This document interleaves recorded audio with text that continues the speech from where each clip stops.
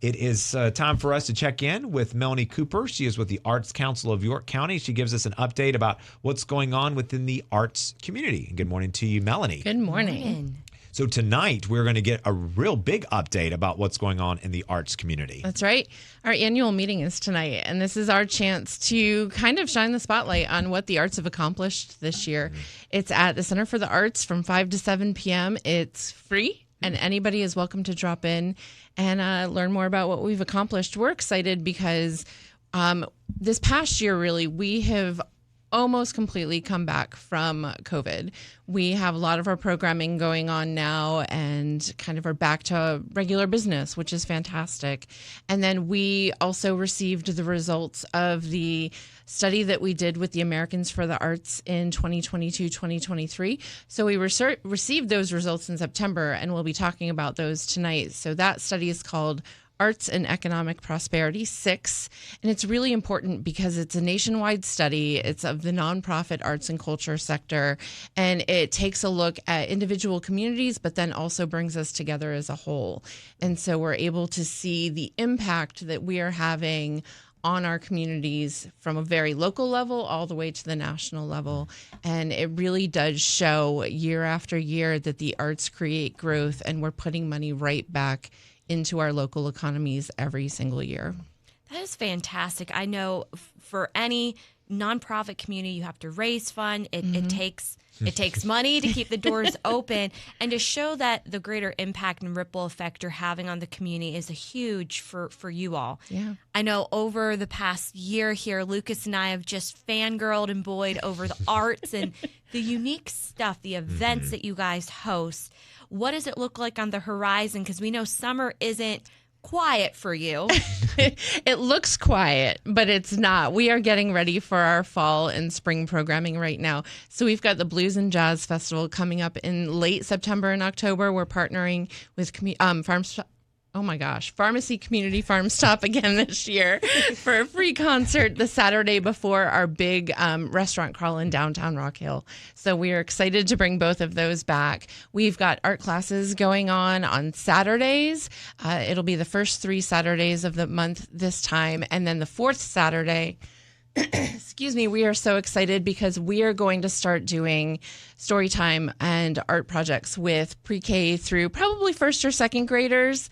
And we're partnering with the York County Library to bring in a librarian to read a story. And then our gallery manager is going to lead an art class with the children that ties into the book that they've just read. And so we're so excited to have that starting. Everyone's refrigerator has every piece of artwork from a kid, and I will tell you, still on our refrigerator, we have works of art by our little bundle of joy. They're unique pieces, one of a kind, and I've shared before, growing up, we certainly had certain pictures in our home, but my mom and dad, when we would come home, especially in high school, with nice pieces of work that we painted or drawn or something along those lines, they got a really nice mat for it, a really nice frame, and put that on the walls, and it's one of a kind. And that's what makes the arts so special here in our backyard. And having the receipts of the study also will help, because we do know, whether it's countywide or the schools or whatever, whenever budgets are tight, the arts is, you guys are always on the chopping block. We are. But you open more doors, it seems, to everything. And I know I'm preaching the choir here, so I'm glad that you will be able to have some receipts to show folks of how much of an impact that the arts community will make here in our backyard, because it really is a lot. And we're all touched by art, whether we know it or not. A lot of times you forget how much you're touched by art. I mean, watching TV at night, listening to the radio, right there are 2 very quick, very tangible ways that you're interacting with art on a very regular basis.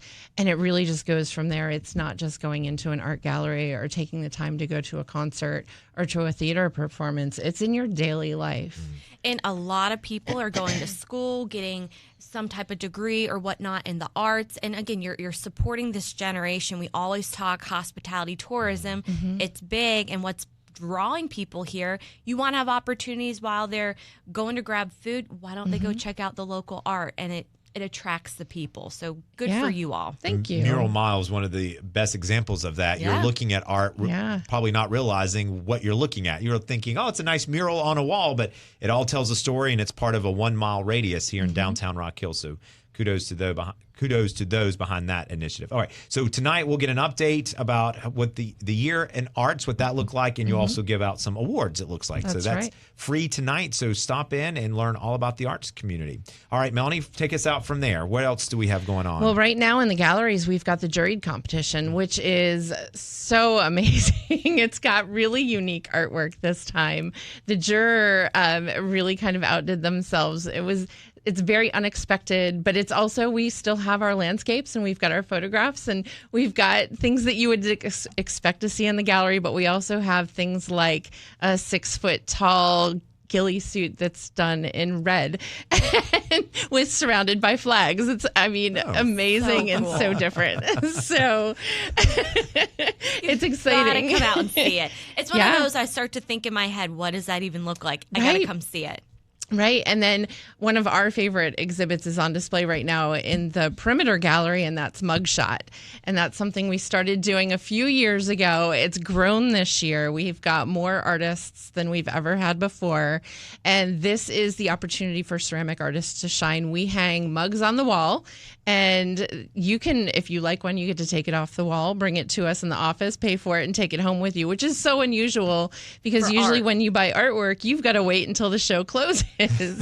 So you get to go home with your coffee cup. So do you guys have you have a lot of inventory where if one comes off, another one goes up? So we have 2 extra from each artist, and as one goes down, one goes back up, and we contact the artist and say, hey, you sold another one, and they'll bring us a couple more, but we don't carry too many in the office. So 2 of a kind. That's it. And they put the display up like a mugshot that you take when you've been bad. It does look like Great. a mugshot. It's also got like the height on, like the height chart. Yeah. And so that's so much fun. I love it. That's one of my favorite exhibits that y'all do every year. So again, if you need a coffee cup and you don't have one, swing by. You can literally look at them, buy one of a kind piece of artwork, and bring it back to the office and have your cup of coffee. It's a conversation starter. I love that. So, okay. All right, Melanie, what's going on after that?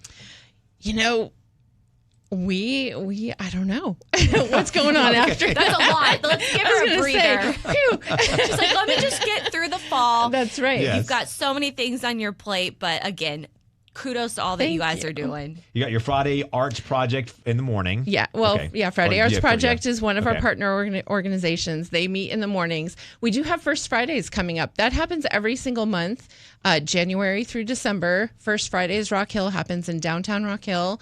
There are concerts. There are theater performances. There are art displays. There are special events that are created just for First Fridays. We have restaurants who do specials. We have vendor pop-ups happening. So definitely come down to Rock Hill and check that out. That's from 5 p.m. until everybody closes every first Friday. So the next one will be next Friday, 5th of July. Oh my gosh. That's okay. It's good. It's the Allergies, bug. man. Yeah.